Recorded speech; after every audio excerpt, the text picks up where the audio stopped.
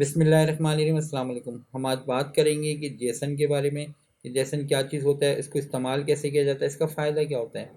तो अगर हम लोग जावास्क्रिप्ट वगैरह पढ़ रहे हैं और नोड जेएस ख़ास तौर पे जब हम पढ़ रहे हैं और नोड जेएस के साथ हम रिएक्ट को पढ़ रहे हैं और रिएक्ट के साथ हम मोंगोडीबी वगैरह इस्तेमाल करेंगे, तो हमें जेसन के बारे में ज़रूर पता होना चाहिए कि जेसन क्या होता है और इसका फ़ायदा क्या होता है। क्यों? क्योंकि हमने जो है डेटाबेस की जब इंटीग्रेशन करेंगे तो उसमें जो डेटा हम रिसीव कर रहे होंगे सर्वर साइड से, तो वो हम जेसन की सूरत में रिसीव करेंगे। तो पहले हम प्रैक्टिस कर लेते हैं और इसके कॉन्सेप्ट को समझ लेते हैं कि जेसन होता क्या है और उसको किस तरीके से इस्तेमाल किया जा सकता है। जेसन का मतलब क्या है? जावा स्क्रिप्ट ऑब्जेक्ट नोटेशन। ठीक है।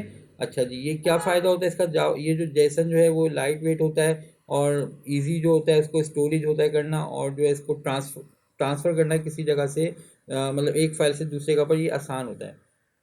तो इस वजह से जेसन को यूज़ किया जाता है। और ये देखें, जो मैंने अभी आपको पहले बात बोली थी, ये वो बात ये रही कि हम जेसन को यूज़ कर रहे होते हैं जब सर्वर पे हम कोई भी डेटाबेस से कोई वैल्यू गेट करेंगे, और गेट करके जब हम क्लाइंट को जो यूआई जो हमारे को नज़र आ रही होती है, जब हम उसको भेजेंगे और उसको वो डिस्प्ले होकर नज़र आ रहा होगा, वो जेसन की सूरत में हमें डेटा मिलता है और हम उसको क्लाइंट की सूरत में क्लाइंट के पास एक आसान सी शक्ल में उसको डिस्प्ले कर देते हैं। तो हमें जेसन को इस्तेमाल करना आना चाहिए कि वो जेसन जो है वो हम इसको किस तरीके से हैंडल कर सकते हैं। यहाँ पर इस वेबसाइट में जो है एक एग्जांपल दी हुई है, ये मैं आपको नहीं बता रहा क्योंकि ये जो है थोड़ा सा 2 स्टेप आगे की बात है। मैं पहले आपको स्टेप बाय स्टेप थोड़ा ईज़ी करके इसको बताऊँगा कि क्या चीज़ होती है। तो स्टार्ट करते हैं हम आज की क्लास।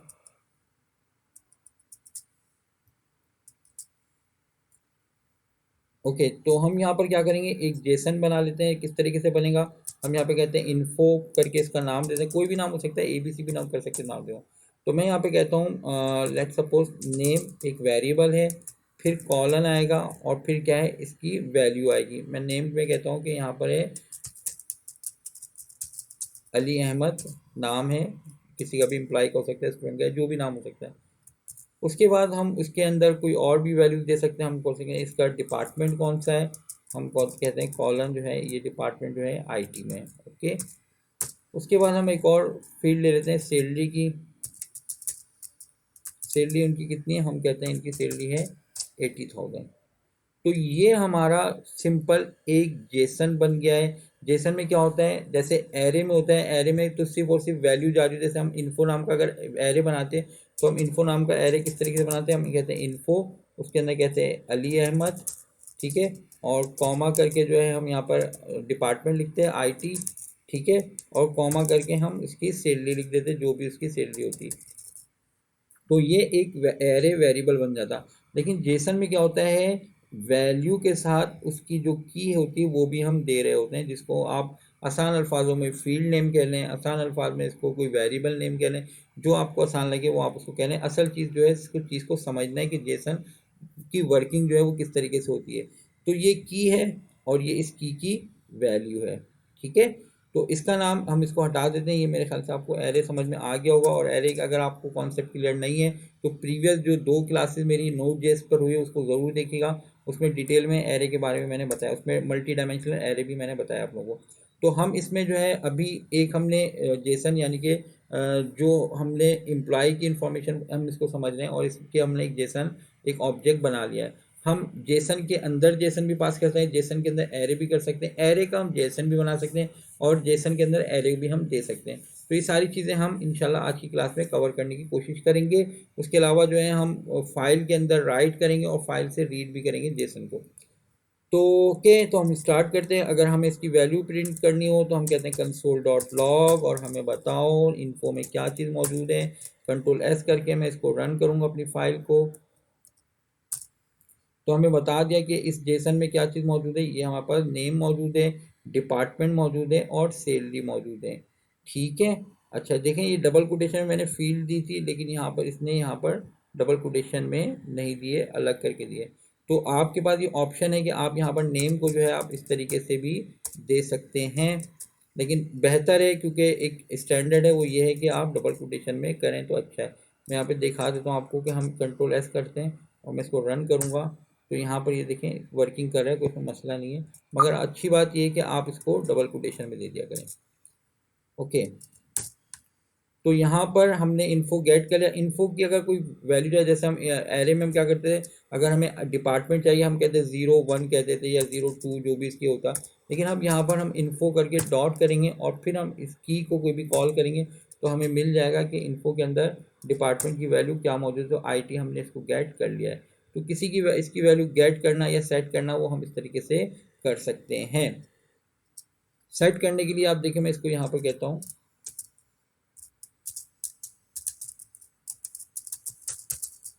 अकाउंट्स। तो अब इसकी वैल्यू जो है जिस तरीके से इंडेक्सिंग में जाके वैल्यू चेंज हो सकती है, इसी तरीके से डॉट डिपार्ट करके आपने इसकी वैल्यू को भी तब्दील कर दिया है। ओके, तो ये हमने एक जेसन का ऑब्जेक्ट बनाया है। अब जेसन का जो ऑब्जेक्ट है इसमें आप मल्टीपल वैल्यूज किस तरीके से लाएंगे वो मैं आपको यहाँ पर दिखा देता हूँ।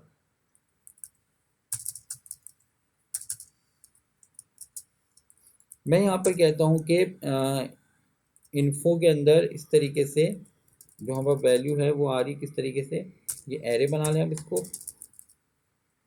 एरे बन गया, कॉमा करा आपने, ठीक है, ये आपके पास एक वैल्यू हो गई। ओके, कंट्रोल C किया हमने, कंट्रोल V। ये एक तरीका है, इसके और भी बहुत से तरीके होते हैं। मैं आपको ये एक तरीका बता रहा हूँ, और भी तरीके हैं जिनको मैं काम कर सकता हूँ। मैं भी सब चीज़ें आपको बताऊँगा। पहला नाम क्या है, अली अहमद है। दूसरा नाम क्या है, मोहम्मद अहमद, ठीक है। और तीसरा नाम क्या है कि खान अहमद। ओके, अब हम इसको रन करेंगे तो हम यहाँ पर इसको इसकी वैल्यू अगर हम प्रिंट करना चाहें, हमने कहा कंसोल डॉट लॉग में मुझे बताओ इन्फो के अंदर क्या चीज़ मौजूद है। तो यहाँ पर ये देखें इसको क्या चीज़ मिल गई, ये चीज़ इस तरीके से मिल गई। ये था वो स्टेप जो यहाँ पर इस जगह पर लिखा हुआ था। तो हमने इस तरीके से इसको यहाँ पर गेट कर लिया है। इसकी वैल्यू को अगर हमें इसकी वैल्यू गेट करनी है, कहाँ पर जाकर हमें करना है कि जो है ये हमें वैल्यू चाहिए, ये वाली मोहम्मद अहमद की वैल्यू चाहिए। तो हम इसको किस तरीके से करेंगे, हम कहेंगे इसको इंडेक्स ऑफ 1 डॉट नेम। ये मोहम्मद अहमद आ गया नाम, ठीक है।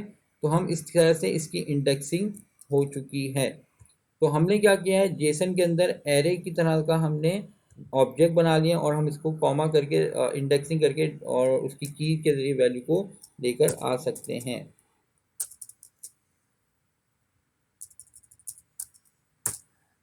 तो अभी हमने ये एक मल्टीपल जो है जेसन ऑब्जेक्ट जो है यहाँ पर बना दिए एक एरे के अंदर। लेकिन अब अगर मैं चाहता हूँ कि इसको रियल में जेसन में कन्वर्ट करना, ठीक है, क्योंकि अभी ये जेसन ऑब्जेक्ट है, जेसन नहीं है, ये बात ध्यान में रखिएगा। ये इस वक्त क्या है, जेसन ऑब्जेक्ट है। तो हमें क्या करना होगा, इसको कन्वर्ट करना होगा जेसन के अंदर, ताकि हम किसी भी जगह पर राइट करा सकें और कहीं भी किसी भी फाइल के अंदर जो है, जैसे हम अभी आगे जो है एक्सप्रेस सर्वर को यूज़ करेंगे तो उस एक्सप्रेस सर्वर के थ्रू हम क्लाइंट को पास कर सकें। तो उसके बनाने का तरीका बहुत सिंपल है, सिर्फ 2 फंक्शन आपने याद करने हैं, उसके अलावा और कुछ भी नहीं है, बहुत आसान है। आप आराम आराम से देख लें इसको किस तरीके से करना है। मैं कहता हूँ एक लेट वेरिएबल बनाएं, लेट ए, एक ए वेरिएबल बना दिया। आप इसका नाम डेटा कर लें, ज़्यादा अच्छा रहेगा। डेटा क्या होता है उसका, यहाँ पर जेसन कैपिटल में लिखना है। ये जेसन का ऑब्जेक्ट आ गया। उस जगह पर मुझे जो है 2 फंक्शन है, एक हमारे पास क्या है स्ट्रिंगिफाई और दूसरा है पार्स। स्ट्रिंगिफाई क्या करेगा, जो जेसन ऑब्जेक्ट है उसको कन्वर्ट करेगा जेसन के अंदर, ठीक है। और पार्स दूसरा फंक्शन है, उसका काम क्या है, रिवर्स है। जो आपका जेसन है उसको कन्वर्ट कर देगा किसमें, आपके जेसन ऑब्जेक्ट के अंदर।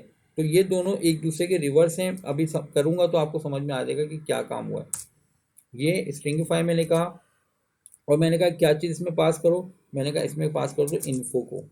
यानी कि ये जो हमारा जेसन जिसको हमने पूरा प्रिंट कराया था, ठीक है, वो हमारा क्या हो गया, ये जो इन्फो था हमारा, ये पूरा का पूरा अब कन्वर्ट हो जाएगा किसमें, जेसन के अंदर। और स्टोर हो जाएगा कौन से वेरिएबल के अंदर, डेटा के अंदर। कंट्रोल एस किया मैंने और मैं यहाँ पे कहता हूँ कि console dot log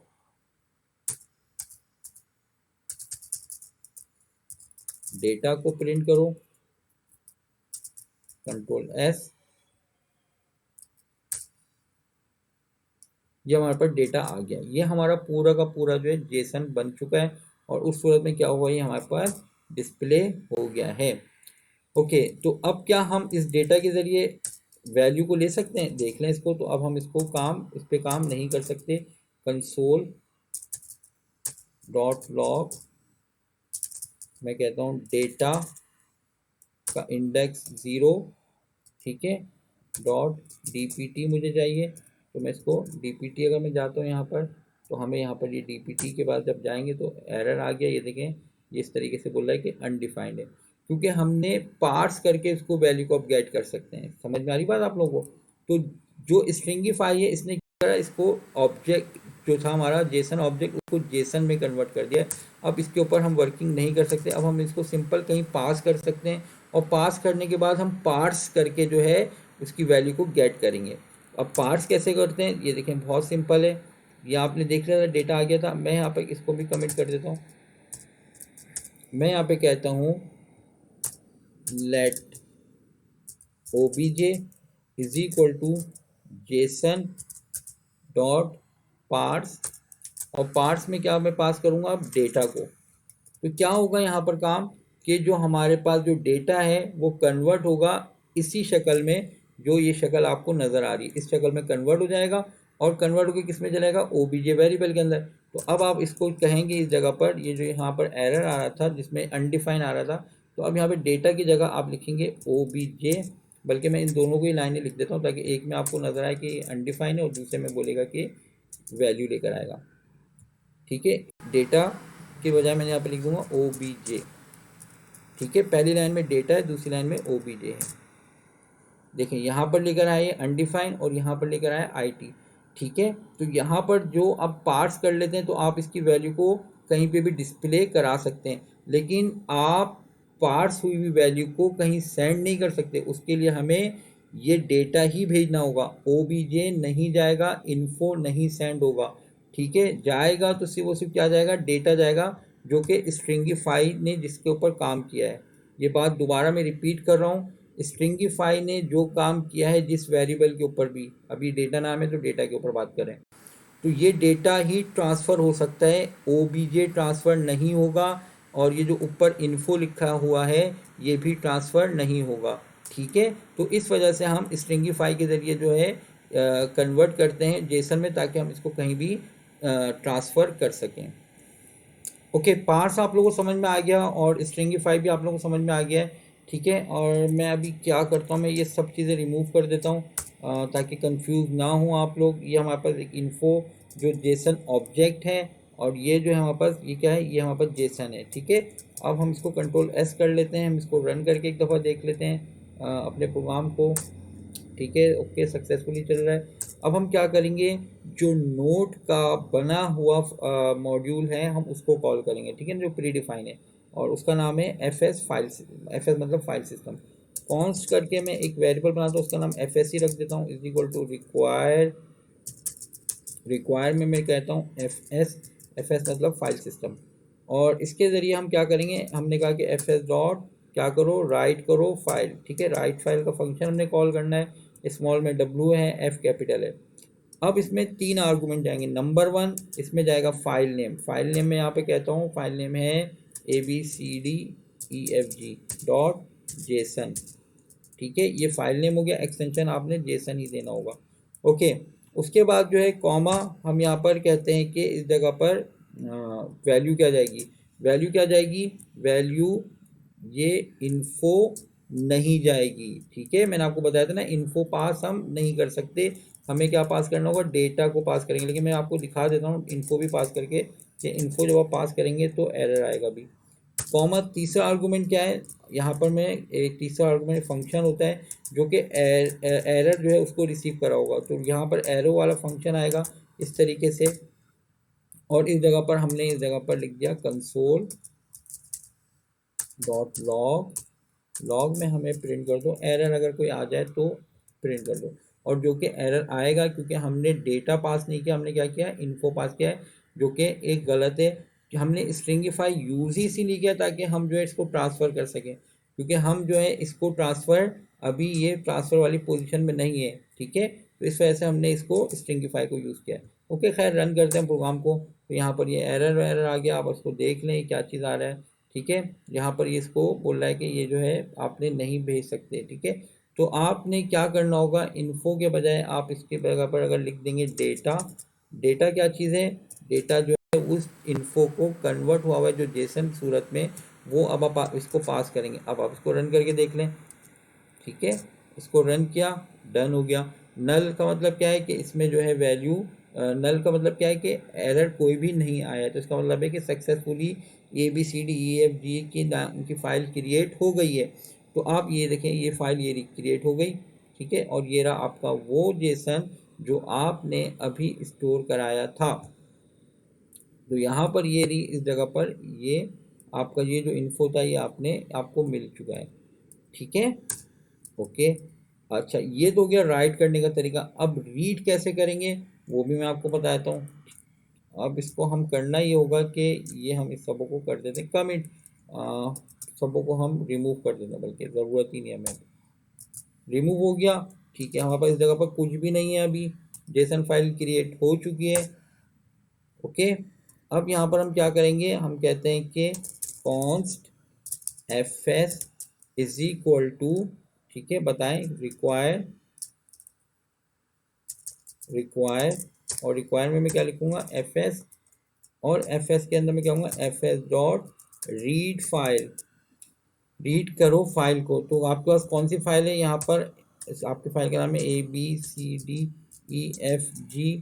dot JSON नाम है फाइल का, कॉमा आप इसको बताएंगे UTF-8 में आपके पास डेटा आएगा, कॉमा यहाँ पर आप बताएंगे दो आर्गुमेंट, एक एरर है कॉमा, और दूसरा क्या है डेटा, ठीक है।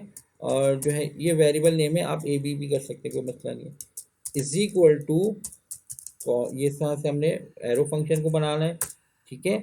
और यहाँ पर आप कहते हैं console dot log, console dot log में मुझे बताओ कि डेटा में क्या चीज़ आई है। तो मैं कंट्रोल एस करूँगा, तो यहाँ पर मुझे बता देगा क्या चीज़, कि यहाँ पर इस जगह पर टर्मिनल पे आके मैं यहाँ पर बोलता हूँ कि मुझे दिखाओ। तो ये देखें इस जगह पर क्या हुआ, इसने रीड किया ABCD जो भी फाइल है उसको, जेसन फाइल को आपने इसने रीड किया एज अ UTF-8, ठीक है। और कहाँ पर स्टोर करा उसने, डेटा नाम के वेरिएबल के अंदर। आप वेरिएबल का नाम कुछ भी रख सकते हैं, मैं आपको बताया, ठीक है। और इस जगह पर जो है यहाँ पर जो पहला आर्गूमेंट है वो आपका, आप इसको ए बी भी कर सकते हैं। ए जो है एरर है और बी जो है वो है आपका डेटा, तो आप ए बी भी कर सकते हैं।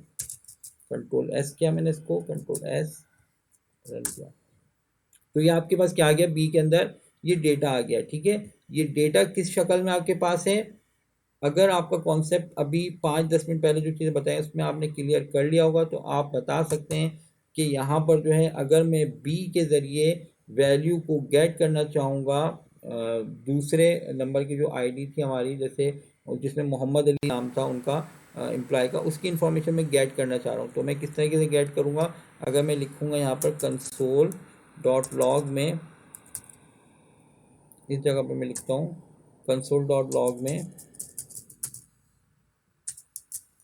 बी के ज़रिए इंडेक्स 1 का, और जो हमारे पास था हमने कहा नेम को लेकर आओ, तो आपको पता है ये नहीं आएगा, ठीक है ना। मैं इसको यहाँ पे क्या, इसको ये देखिए अनडिफाइन आ गया। क्यों अनडिफाइन आया है, क्योंकि हमारे पास ये स्ट्रिंगिफाई की शक्ल में मौजूद है, पार्ट्स की शक्ल में मौजूद नहीं है। हमें पुरानी वाली शक्ल पे लेकर आना है, यानी कि जेसन ऑब्जेक्ट की शक्ल में लेकर आना है। तो उसके लिए हम क्या करेंगे, उसके लिए हम यहाँ पर करेंगे इस जगह पर मैं एक वेरिएबल ले लेता हूँ, let X is equal to JSON dot parse, parse करो किसको, बी को, ठीक है। अब अगर मैं यहाँ पर कहता हूँ इस जगह पर कंट्रोल सी करके कंट्रोल वी, और मैं यहाँ पर कहता हूँ एक्स का एलिमेंट 1 का आप नेम बताओ क्या है, तो आपको यहाँ पर डेटा मिल जाएगा। ये देखें, ये मोहम्मद अली आपको इस जगह पर मिल गया है। आप इसमें चाहें तो मैप का फंक्शन यूज़ करना है, मैप यूज़ कर लें, जो आपको दिल चाहे। इसमें मैं अगर कहता हूँ कि एक्स में आ गई ना वैल्यू, मैं कहता हूँ कि x dot map, sorry x dot map, map करो किसको, आई के अंदर एक एक करके एलिमेंट आएगा ना, और मैंने कहा कि प्रिंट कर दो कंसोल डॉट लॉग में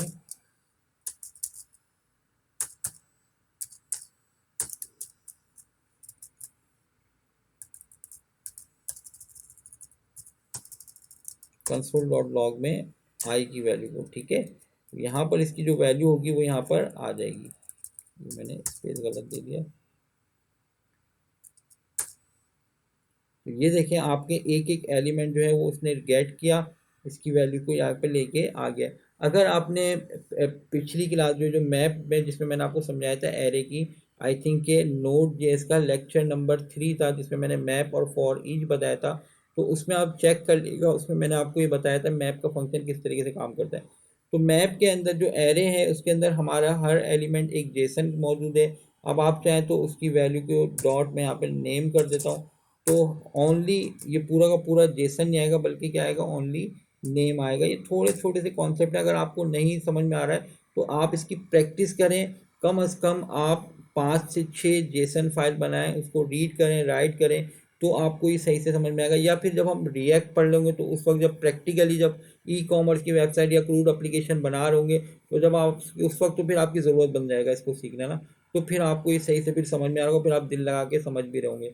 अभी तो हो सकता है कि आपका सर घूम रहा हो कि क्या चीज़ें हो रही हैं, मगर जो है अगर आप इसको आहिस्ता आहिस्ता करके खुद से प्रैक्टिस करके इसको करेंगे तो आप जो है इंशाल्लाह ताला इसको आसानी से सीख लेंगे। कोई इतनी बड़ी चीज़ नहीं है जेसन, मगर ये आपको बता दूं कि ये बहुत इंपॉर्टेंट चीज़ है। अगर आप ई कॉमर्स की वेबसाइट या कोई भी पेरोल सिस्टम है, जो कुछ भी आप सिस्टम जो डायनेमिक वेबसाइट बनाना चाह रहे हैं और वो डेटाबेस के साथ लिंक है, किसी मोंगो डीबी के साथ लिंक है या किसी भी डेटाबेस ओरेकल के साथ लिंक है, तो आपको जेसन की ज़रूरत पड़ेगी। अगर आपका कॉन्सेप्ट क्लियर नहीं होगा तो आपको खुद प्रॉब्लम होगी आगे जाके। आज के लिए इतना ही, खुदा हाफिज़।